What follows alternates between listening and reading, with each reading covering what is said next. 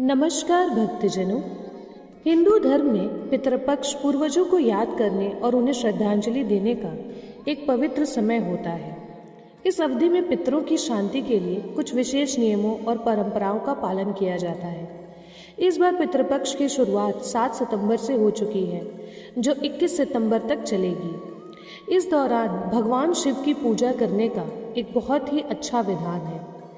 सोमवार के दिन आपको भगवान शिव की पूजा करनी है, क्योंकि सोमवार का दिन भगवान शिव को समर्पित है। इस दिन अगर आप भगवान शिव की पूजा करेंगे तो इससे आपके जो भी पितृ हैं वो प्रसन्न होंगे और आपको आशीर्वाद देंगे। तो आपको सबसे पहले रोजाना नित्य कामों से निवृत्त होकर सोमवार के दिन आपको स्नान करना है।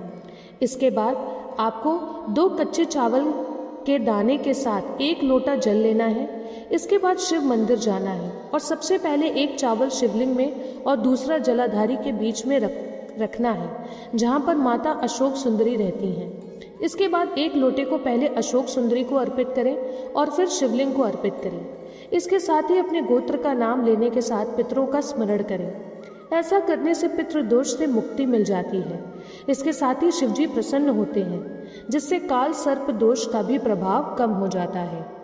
पितृदोष के दौरान शिव जी की पूजा करने के लिए प्रतिदिन सुबह स्नान से निवृत्त होकर आपको ये क्रिया करीब 21 सितंबर तक रोजाना करनी है। इससे आपको बहुत लाभ मिलेगा और आपके पितृ भी आपसे प्रसन्न होंगे।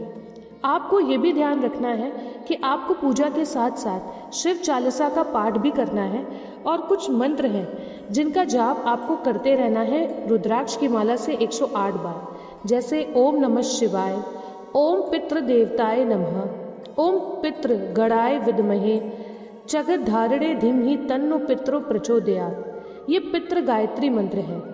ओम देवताभ्यम पितृभ्यक्ष महायोगीभ्यम एव च नमः। ये भी पितृदोष से मुक्ति पाने का बहुत ही अच्छा मंत्र है। इसलिए आपको इस पूरे दिन इस बात का ध्यान रखना है कि आपको भगवान शिव की पूजा रोजाना करनी है। अगर आप यह क्रिया नियमित तौर से 21 तारीख तक करेंगे, इस क्रिया से पितृदोष से आपको मुक्ति मिलेगी। पितरों की नियमित पूजा करने से पितरों को शांति भी मिलेगी और अगर आपके जीवन में कोई भी दोष है तो वो भी कम होगा। लेकिन आपको कुछ बातों का ध्यान रखना है कि पितृदोष के दौरान यानी पितरपक्ष के दौरान आपको इस चीज़ का ध्यान रखना है कि आपको कुछ चीज़ें हैं जो आपको भूल कर भी नहीं करनी है। जैसे पितृपक्ष के दौरान आपको मांसाहार और मदिरा का सेवन करना नहीं है। ऐसा माना जाता है कि इसके सेवन से पितरों को कष्ट होता है और वो क्रोधित हो सकते हैं। इसके अलावा जीवन में कई परेशानियां भी आ सकती हैं। पितरपक्ष में लाल रंग के वस्त्र पहनने से लोगों को बचना चाहिए।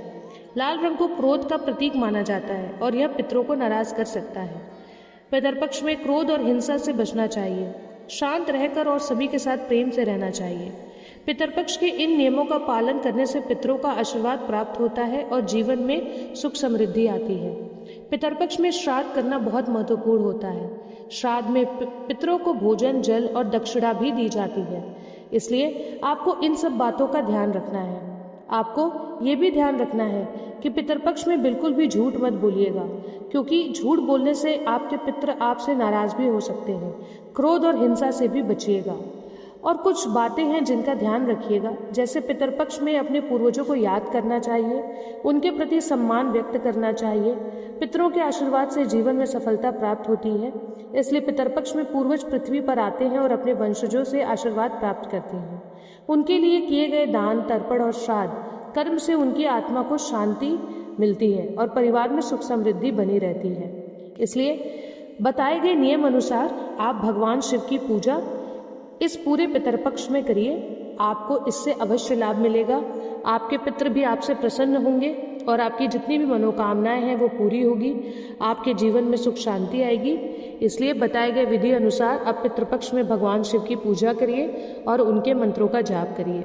इसी के साथ दोस्तों, अगर आपको ये वीडियो पसंद आए तो वीडियो को लाइक, शेयर, सब्सक्राइब ज़रूर करें। मिलते हैं अगले वीडियो में। धन्यवाद।